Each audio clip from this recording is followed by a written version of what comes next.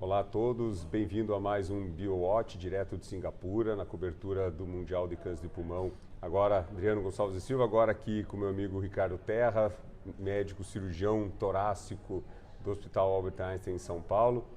E a gente está aqui agora para falar um pouco da multidisciplinaridade do tratamento de câncer de pulmão para esse congresso que, ao meu ver, é o congresso mais multidisciplinar que a gente tem, pelo menos na oncologia.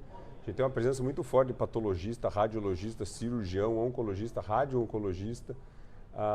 E eu acho que essa é talvez a mensagem importante no tratamento do câncer de pulmão, né? A gente tem melhorado muito os nossos desfechos, muito por essa proximidade que tem sido construída, né, Ricardo?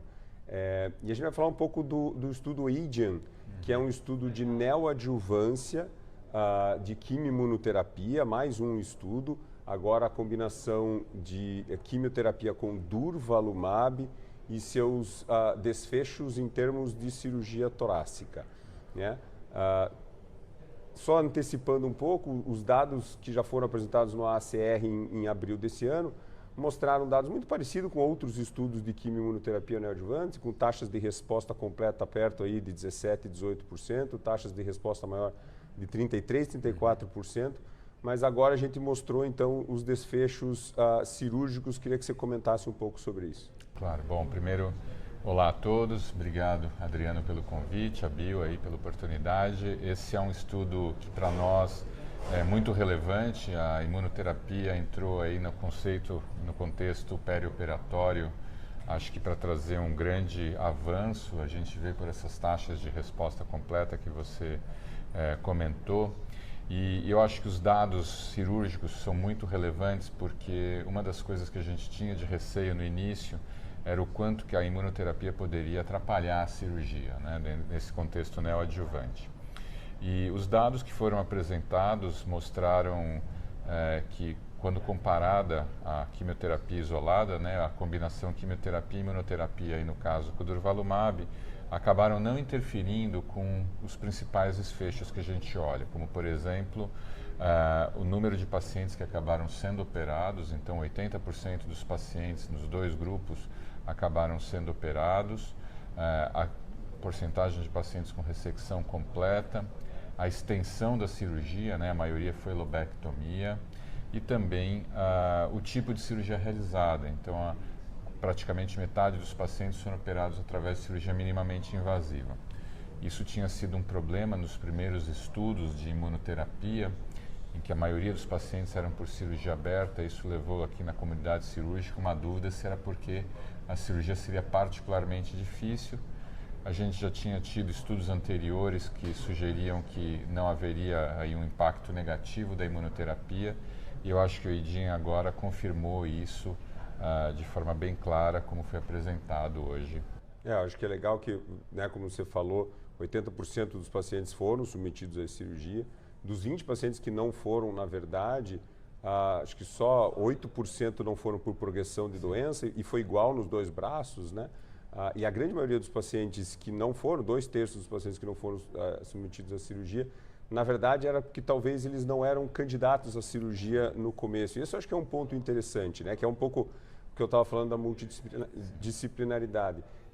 Esses casos a gente conseguir discutir e definir que esses pacientes são realmente cirúrgicos. Porque hoje a gente tem tratamento com quimio e radioterapia definitiva, seguido de imunoterapia, ou o tratamento de quimio imunoneoadjuvante. Essa seleção que ela é muito importante, né? Isso foi até um comentário da doutora Solange Peters, né, depois na discussão do trabalho IDIAN, em que talvez tenha havido um entusiasmo, né, dos pesquisadores na inclusão de mais pacientes que talvez tivessem doença, já que inicialmente não seriam grandes candidatos. Como você disse, a gente tem alternativas aí que são bastante eficientes, e essa discussão tem que ser feita desde o princípio. Isso até na prática clínica a gente acaba vendo um pouco esses casos, né, que a gente se empolga, começa a imunoterapia, quando vê o paciente não tem reserva pulmonar, a avaliação pulmonar acaba ficando para trás, por isso a importância da multidisciplinaridade.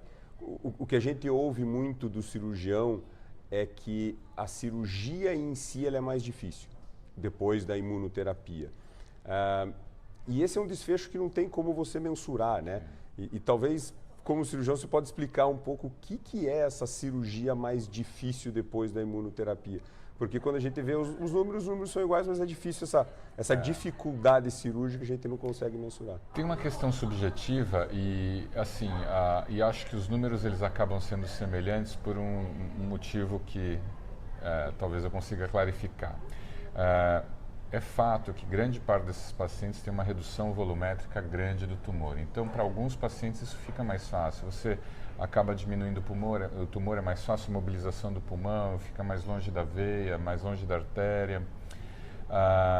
Mas nos pacientes que você principalmente tem linfonodos hilares comprometidos e que diminuem às vezes com resposta completa, esses casos você tem uma fibrose hilar mais intensa. Então, realmente nesses casos, tecnicamente, fica mais desafiador. Quando você coloca numa média, provavelmente eles acabam se compensando.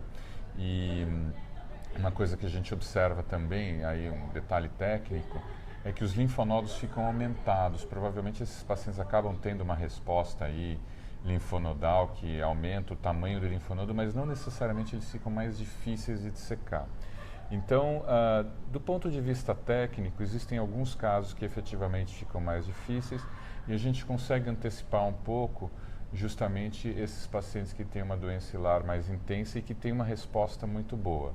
Esses a gente já sabe que vai ser uma fibrose hilar um pouco mais intensa. A gente tem bem descrito uma reação meio sarcoide-like, né, nos linfonodos. Eu tenho alguns pacientes até que não são de câncer de pulmão que tiveram PET positivo no linfonodo e que na verdade era só reação inflamatória. Então, só lembrando, acho que o mais importante é a seleção do paciente, né? Então, os estudos de imunoterapia associada à quimioterapia neoadjuvante é meio que unânime na seleção de pacientes estadio 2 e 3 ressecáveis, então entra 3A e 3B, né?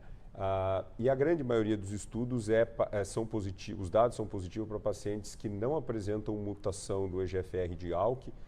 Se a gente lembrar, o Checkmate 816 não colocou pacientes com mutações, o IDIAN colocou esses pacientes e hoje mesmo foi feita a apresentação que infelizmente os desfechos foram negativos para essa população, terão de 25, 24 pacientes para cada lado, para cada braço.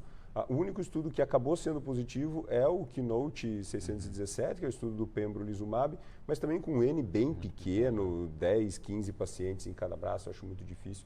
Então, esse é um tratamento basicamente para pacientes EGFR negativos, independente de PDL1. Então, acho que a testagem é bastante importante antes do tratamento, e aí é importante um pouco essa pressa, né, Ricardo? Porque esses testes às vezes demoram um pouco para voltar para a gente como oncologista clínico, e o paciente quer operar, o paciente quer começar a quimioterapia, então a gente não pode atrasar um pouco isso daí. Mas acho que é isso aí, Ricardo. Muito obrigado pela tua participação. Vamos continuar curtindo o último dia do congresso. E você que está assistindo, espero que você tenha gostado desses vídeos aqui direto de Singapura. Muito obrigado e um grande abraço. Obrigado.